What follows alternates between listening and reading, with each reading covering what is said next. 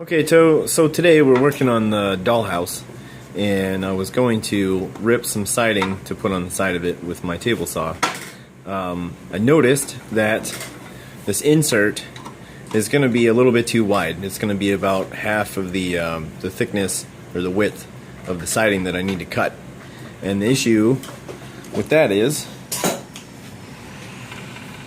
it could possibly fall in this hole right there. And or just lean over and not give me as straight of a cut, which I don't want that. Also, I need to change the blade because this, with that small siding, now that I'm doing the smaller parts of the dollhouse, I'm going to need much nicer cuts. So I got a 180 tooth saw blade. There it is, that one. Temporarily in storage. I'm trying to put that on this, and to do that, I have to take this piece off as well. So, two birds with one stone. To get this off, I have to remove this screw and this screw. This screw came out very easily. It looks nice and healthy. No problems with it.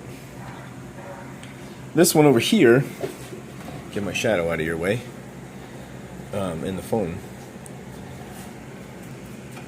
This screw right here is not as healthy looking as this one. I dropped it off camera there. Had to go get it. So, when I tried to stick the screwdriver in there, Phillips head, like this one, there wasn't even any slots to put it into. I figured maybe it was just dirt, maybe the screwdriver would find its way into the slots and it would come out.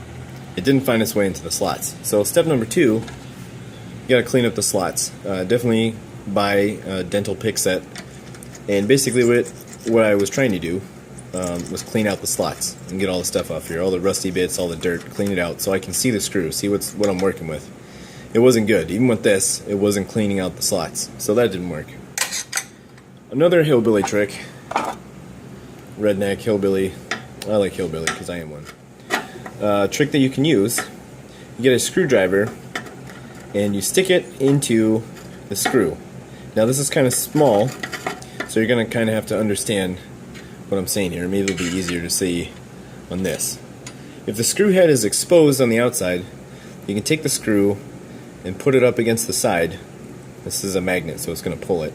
But you put it up against the side, and then you hit it with a hammer until it puts a dimple in it. And then you use that dimple with the screw, basically like an impact tool, a very Amish impact tool, to impact it out. So you do it at the angle in the loosening direction, and it's going to put an impacting extra lever action on the outside of the head of the screw. So with one like this, where it's countersunk, like this one, it's countersunk. It fits in there so it's nice and flat so the boards can ride nice and smoothly over top. You're going to have to find some way to get out of there. So I know that the head is mostly ruined because I can't get it out with a dental pick, so this screw is already lost. So if I mess up the head, or the socket which the Phillips head goes into, it doesn't really matter. I'm going to have to replace this screw. So I can take this, if I can find any surface to put it on, the old slots, whatever I can dig out, put it in there, and then hit it, and try to work it sideways. With this screwdriver, which I just did a video on this, you can see it's still nice and straight. There's no issues with the tip of it. And this is a Harbor Freight screwdriver. Watch that video. It's the one right before this. It did it. I hit it with this hammer on the back end, on this bolstered end. It's not even a bolstered screwdriver. But I hit it on the back end, get that in better focus, to try and pop the screw loose. Ideally, if you get the threads loose, once it starts to turn, then it should be easy. You can put this in here and grind it out until it comes out, whatever. It should work. Didn't work. So, at this point, what do? You say that's a countersunk screw. Phillips head didn't work. Cleaning out the Phillips head socket didn't work with your dental pick. And you know the hillbilly trick with the hammer and the flathead screwdriver didn't work. So what do? This is your answer. Most people call this an easy out. This is a Century drill and tool screw extractor. So how this works, you're going to get a drill that is about the same size as the tip, and I got the smallest one I could find, because it really shouldn't take much to break this loose. So you get a drill the size of the tip so that the tip can start working in there, and you drill right into the center of the head of the fastener. This could be a bolt with the head snapped off.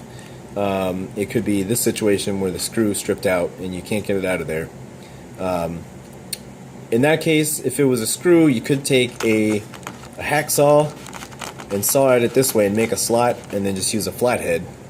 But this one is countersunk, so we don't have that option. So this is our saving grace, and hopefully it works. This piece is metal too, and the screw is metal, so I could, if I wanted to, I could hit it with a blowtorch and see if that works. I could hit it with some penetrating oil, but I wanted to make a video about this. I've never used one of these before. I heard it's real easy. So once you drill that hole to fit this tip in there, what you're going to do is you drill this thing in there, but you drill it in backwards from what you would normally drill it in, because it's reverse threaded. It's like a tap from a tap and die set, but it's reverse threaded, and its only job is to sink into the hole that you drill very quickly and lock in there in the reverse threaded direction. So it tightens when you go in reverse onto a screw that loosens when you go in reverse. So effectively, you are putting a big head on a little screw, and you can put all kinds of leverage on it. It's a nice squared off edge, much like a tap from a tap and die set. So, well, I'm going to get my drill and a drill bit, and I'm going to drill this hole out, and then we'll open this up, and I'll show you guys how easy it is to get these out. Hopefully it works. If it doesn't, who knows?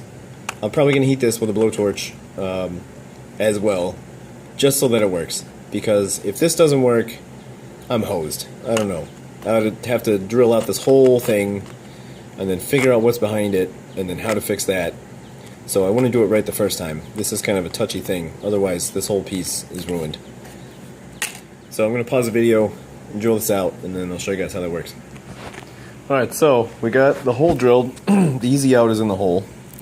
Let me steady up my camera. And I hit it with a blowtorch.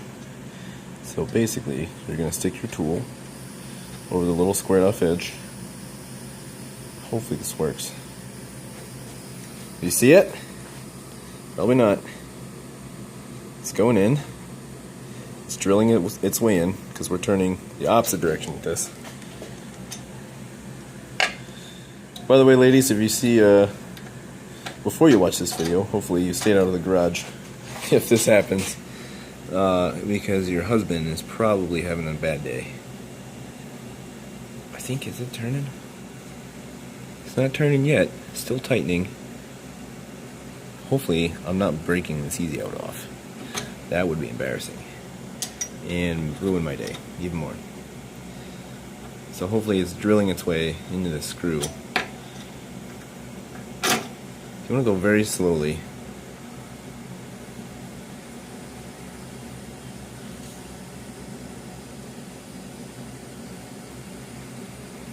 I think I'm just stripping out this thing. So that's not good.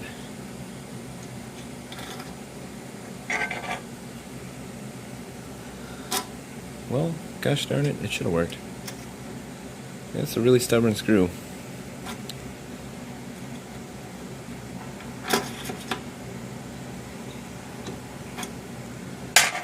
I'm going to pause this and see if I can get anywhere. So I'm back with attempt number 2. I did try to get it in there and out off camera. It just kept stripping out this screw. Screws these days are made out of some cheap pot metal.